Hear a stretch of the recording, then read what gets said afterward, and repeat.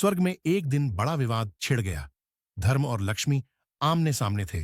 दोनों का दावा था कि वही संसार में सबसे बड़ा है। धर्म बोला, मैं श्रेष्ठ हूं, क्योंकि बिना धर्म के जीवन मूल्यहीन होता है। लक्ष्मी मुस्कुराई, फिर बोली, नहीं धर्मराज, मैं महान हूं। मेरे बिना जीवन संघर्ष बन जाता है। सुख सुविधा सब मेरी कृपा से है। ये बहस बढ़ती गई और अंत में दोनों पहुंचे स्वर्ग के राजा इंद्रदेव के दरबार में। इंद्र सोच में पड़ गए। अगर धर्म को बड़ा माने तो लक्ष्मी रूठ जाएंगी, और अगर लक्ष्मी को बड़ा कहें तो धर्म चला जाएगा।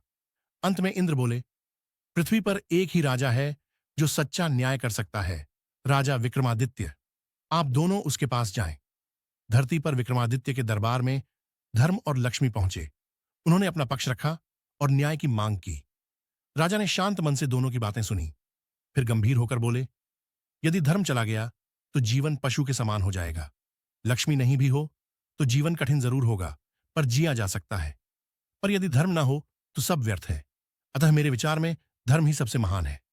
लक्ष्मी का चेहरा क्रोध से तमतमा उठा और उसी क्षण से विक्रमादित्य का वैभव लुप्त होने लगा। रातों रात उनका राजपाट, धन संपत्ति सब चला गया। वे एक साधारण भिखारी बन गए। भूखे प्यासे भटकते हुए एक दिन एक नदी के किनारे पहुंचे। उन्होंने कुछ मछलियां पकाईं और किनारे रख दीं, फिर नहाने चले गए। जब लौटे तो देखा मछलियां जिंदा होकर नदी में लौट गईं। विक्रमादित्य समझ गए, यह लक्ष्मी का क्रोध है। वे चुपचाप आगे बढ़े और अपनी बहन के घर पहुंचे। जब बहन ने देखा कि उसका वीर राजा भाई अब भिखारी बन गया है तो वह हिल गई। उसने उन्हें अपने घर में नहीं, घोड़ों के अस्तबल में ठहराया और रूखी सूखी 2 रोटियां दी। राजा ने वह रोटियां नहीं खाईं।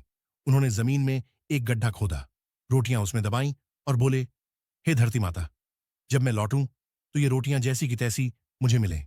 मुझे अपने भाग्य पर पूर्ण विश्वास है। इतना कहकर विक्रमादित्य चुपचाप वहां से निकल पड़े। बोलो, राधे राधे।